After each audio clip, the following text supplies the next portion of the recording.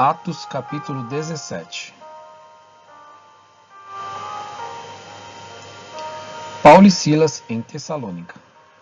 Tendo passado por Anfípolis e Apolônia, Paulo e Silas chegaram a Tessalônica, onde havia uma sinagoga dos judeus. Paulo, segundo seu costume, foi procurá-los e por 3 sábados discutiu com eles a respeito das Escrituras, expondo e demonstrando ter sido necessário que o Cristo padecesse e ressuscitasse dos mortos. Paulo dizia: "Este Jesus que eu anuncio a vocês é o Cristo." Alguns deles foram persuadidos e se juntaram a Paulo e Silas. O mesmo aconteceu com numerosa multidão de gregos piedosos e muitas mulheres importantes. Os judeus, porém, movidos de inveja, trazendo consigo alguns homens maus dentre a malandragem, reuniram uma multidão e provocaram um tumulto na cidade. E atacando de surpresa a casa de Jason, procuravam trazer Paulo e Silas para o meio do povo. Porém, não os encontrando, arrastaram Jason e alguns irmãos diante das autoridades, gritando: "Estes que promovem tumulto em todo o mundo chegaram também aqui." E Jason os hospedou na casa dele. Todos esses agem contra os decretos de César, dizendo que existe outro rei chamado Jesus. Tanto a multidão como as autoridades ficaram agitadas ao ouvir essas palavras. Porém, depois de terem recebido deles a fiança estipulada, as autoridades soltaram Jason e os outros. Paulo e Silas em Bereia. E logo durante a noite, os irmãos enviaram Paulo e Silas para Bereia. Ali chegados, dirigiram-se à sinagoga dos judeus. Ora, estes de Bereia eram mais nobres do que os de Tessalônica, pois receberam a palavra com toda a avidez, examinando as Escrituras todos os dias para ver se as coisas eram de fato assim. Com isso, muitos deles creram, mulheres gregas de alta posição social e muitos homens. Mas, logo que os judeus de Tessalônica souberam que a palavra de Deus era anunciada por Paulo também em Bereia, foram lá agitar e perturbar o povo.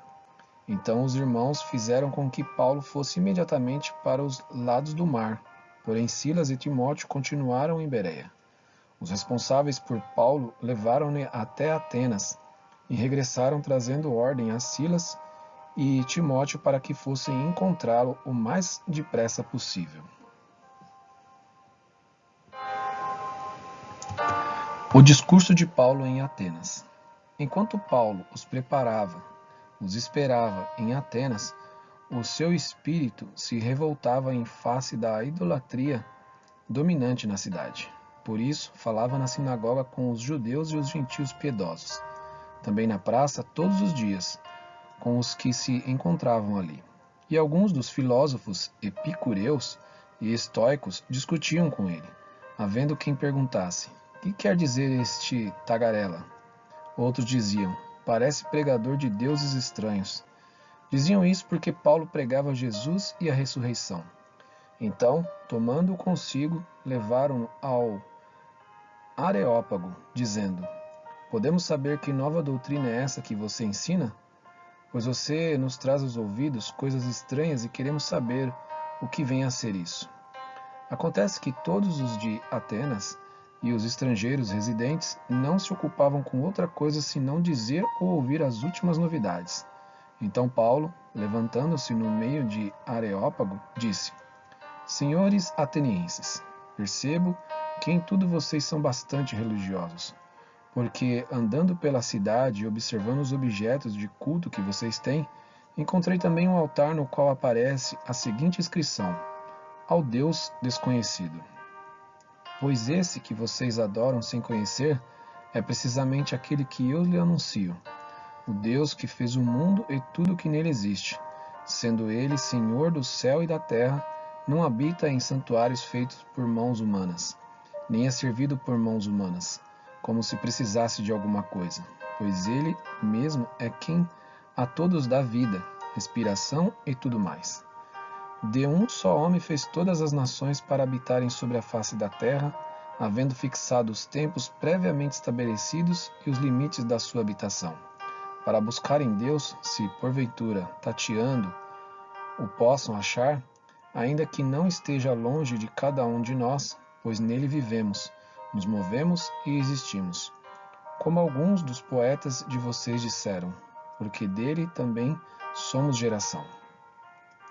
Portanto, visto que somos geração de Deus, não devemos pensar que a divindade é semelhante a ouro, a prata ou a pedra, trabalhados pela arte e imaginação do homem.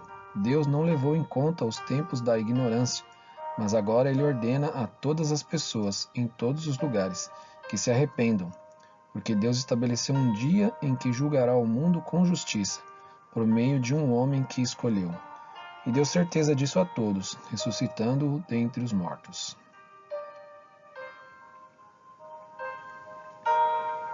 Uns zombam, outros creem. Quando ouviram falar de ressurreição de mortos, uns zombaram e outros disseram: a respeito disso ouviremos você em outra ocasião. A esta altura, Paulo se retirou do meio deles. Houve, porém, alguns homens que se juntaram a ele e creram. Entre eles estava Dionísio, o Areopagita, uma mulher chamada Damaris, e com eles há mais algumas pessoas.